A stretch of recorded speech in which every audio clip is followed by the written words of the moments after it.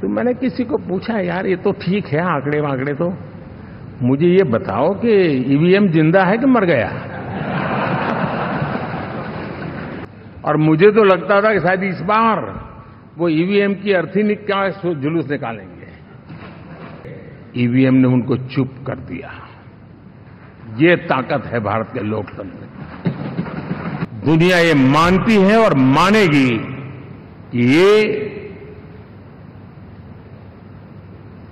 NDA का महाविजय है। सदन में किसी भी दल का कोई भी जनप्रतिनिधि होगा, मेरे लिए सब बराबर है।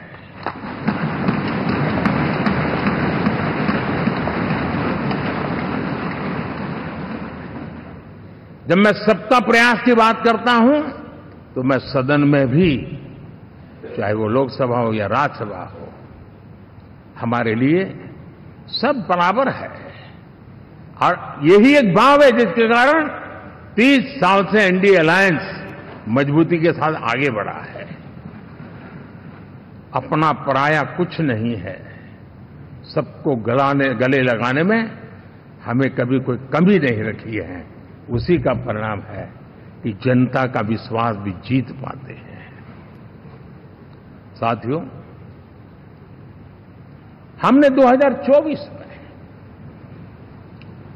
जिस टीम भावना से काम किया है और ग्रासरूट लेवल पे किया है, सिर्फ फोटो ऑप करना, नेता मिलकर के हाथ हिलाएं और फिर तुम्हारे रास्ते में मेरे रास्ते, ऐसा नहीं। ग्रासरूट लेवल तक सबने मिल करके ये जो काम किया है, और उसी ने हमें ऑर्गेनिक अलायंस का सामर्थ्य दिया है।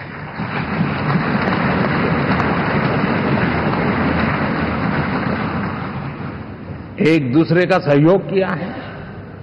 हर किसी ने यही सोचा, जहां कम वहां हम। अगर कोई कमी है तो मैं आऊंगा, मैं मेहनत करूंगा, लेकिन तुम्हें कमी नहीं रहने दूंगा।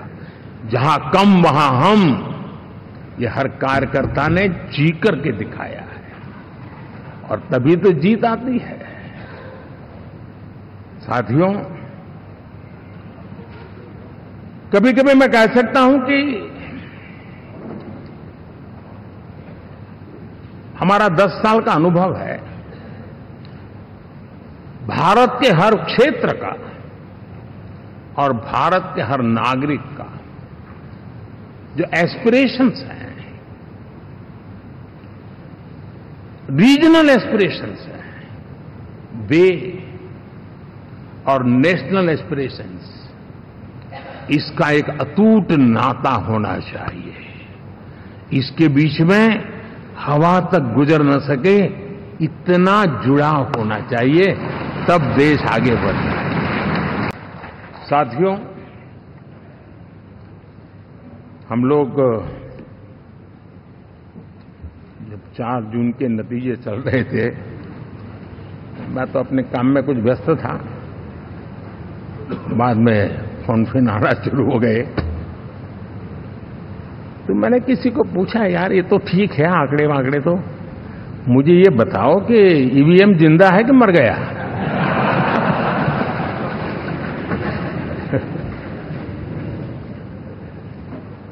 क्योंकि ये लोग तय करके बैठे थे कि भारत के लोकतंत्र और लोकतंत्र की प्रक्रिया के प्रति विश्वास ही लोगों का उठ जाए, और लगातार ईवीएम को गाली देना। और मुझे तो लगता था कि शायद इस बार वो ईवीएम की अर्थी का जुलूस निकालेंगे, लेकिन 4 जून शाम आते आते उनको ताले लग गए। ईवीएम ने उनको चुप कर दिया। ये ताकत है भारत के लोकतंत्र की। ये ताकत है भारत की निष्पक्षता की। ये भारत की ताकत है भारत के चुनावी तंत्र की, चुनाव आयोग की। और मैं मानता हूं कि ये, आशा करता हूं कि 5 साल तो अब ईवीएम शायद मुझे नहीं सुनाई देगा, लेकिन जब 29 में हम जाएंगे तो फिर से शायद ईवीएम को लेकर के नाचने की शुरुआत करेंगे, क्योंकि इनके सुधरने की संभावना बहुत कम है। आप देखिए, चुनाव के समय मैंने पहली बार देखा, शायद हर तीसरे दिन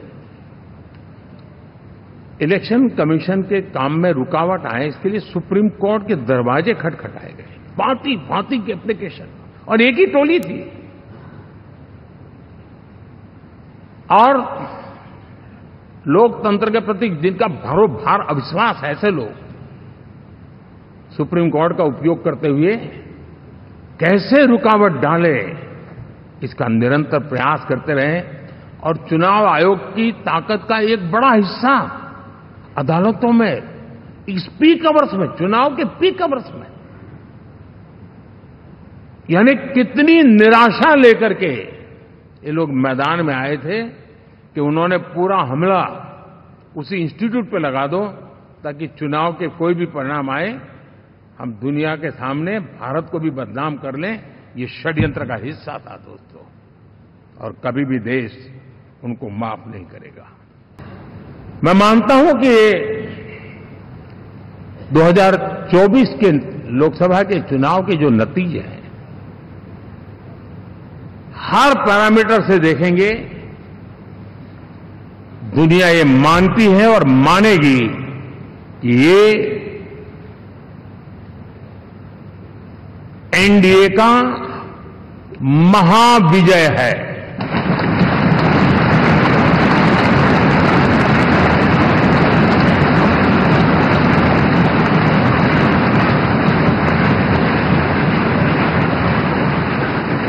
और आपने देखा 2 दिन कैसा चला, जैसे हम तो हार चुके हैं, गए, सब चारों तरफ यही दिखता था,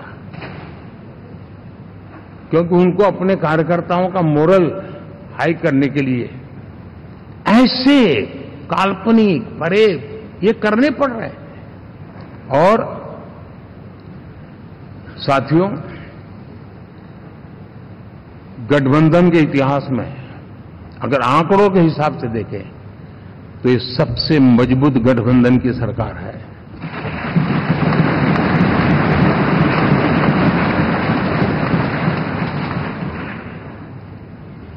लेकिन